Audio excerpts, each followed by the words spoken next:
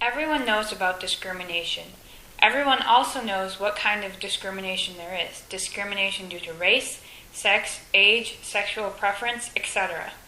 What is being dealt with in this case is a case of discrimination due to sexual preference. Perhaps the most common discrimination due to sexual preference is discrimination against homosexuals. In this case, however, the roles are reversed. Here you will hear about straights being discriminated against by homosexuals. This case also deals with gender discrimination. My grandmother, Patricia Lenz, has been able to give me her first-hand account of discrimination. Her son, Kevin Putsky, will be voicing his mother's words for me today. Would you please describe the incident? I had been teaching at the University of Wisconsin-Superior as adjunct faculty. Because I wanted benefits, I requested that the time I spent teaching for university extension programs count towards my percent of position so that at over half time I would be eligible for benefits. This was made part of my contract, but unbeknown to me, not part of all adjunct faculty packages. Once I became a member of the teachers' union, I was made aware of that inequity. While I was aware that our department was controlled by powerful and opinionated gay men, I was a productive artist whose work was admired. I spoke up, but was glad to be part of the in-group. I felt I could handle myself in the situation. When did you first notice that you were being discriminated against, and what was your initial reaction? Misogyny and blatant sexism were normal in our department and division. Even in faculty meetings, crude and demeaning name-calling was directed at and about women students and faculty. A University of Wisconsin system-wide mandate brought a group facilitator in to confront sexist actions against students and faculty. Even during the presentation to the division, the woman who conducted the sessions was ridiculed, interrupted, and dismissed as an unnecessary interloper. Attendance was mandatory. Donna Shalala, University of Wisconsin System Chancellor, insisted on compliance. There was an awareness of rapid violations of university standards. I was glad powerful women in the university were calling attention to all this and calling for change. What made you decide to take a stand against the school and bring the case to court? When the local campus decided to eliminate the positions of those who spoke up, I was contacted by union representatives to work with them to bring the discriminatory and sexist behaviors to end by joining with the other affected faculty bringing suit against the college. The college claimed the positions were eliminated for economic reasons and to bring an end to adjunct faculty receiving benefits, but there was a large body of evidence suggesting that it was really about calling attention to the unsavory practices in the College of Applied and Fine Arts. Were there any consequences for taking the case to court? After meeting with the teachers' union for fact-finding sessions, they decided we had a case and would take it to court. There were a number of contentious hearings conducted over a period of months. We reached an out-of-court settlement involving my benefits package.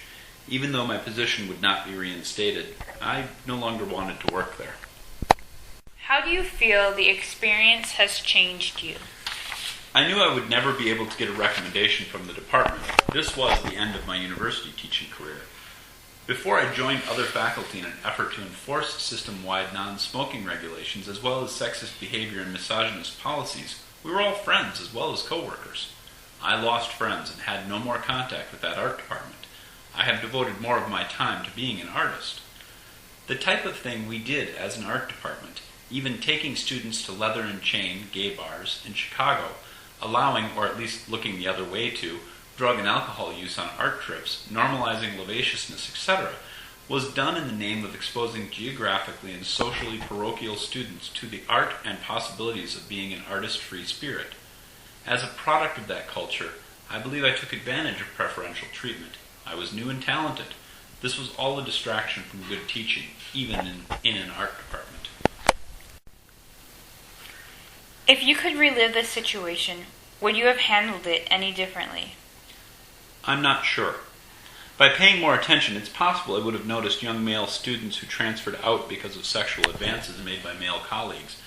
During those years, the creative classes I was involved with were intent on finding ways to get wall space for women artists and to recognize that women, if allowed to be artists at all, were always the second sex. Men ruled. Our Women Artists program, taught by a misogynist gay man, appalled the art world. I was vocal about this, concerned with finding equal opportunities for women artists and convincing students that it was up to them to sniff out misogynist artists, reviewers, and historians. After I joined the voices demanding compliance to university regulations banning smoking in classrooms and faculty meetings, I think the men running our department were tired of me. Because of my beliefs, there was nothing I could have done differently. Facts were, I was a woman, a mother, a political woman artist, and vocal. None of these things fit into designs for the department. What advice would you give to anyone who is being discriminated against? Look into the facts. Research, read, talk. Keep a notebook. Find similar situations and a support system. At some point, you may know it's impossible to change a situation or that it's not worth it. Pay attention. Figure out how to move on to other things. Many people think that only certain people are discriminated against. But the reality of it is that anyone can be discriminated against. No matter if you are a man or a woman, gay or straight, no matter what race you are, you can be discriminated against. Why, though? What makes people discriminate against others? We may not know the answer, but we should all learn negative effects of discrimination. Maybe if enough of the human race becomes aware, we can solve this. But until then, we will keep hearing stories about discrimination.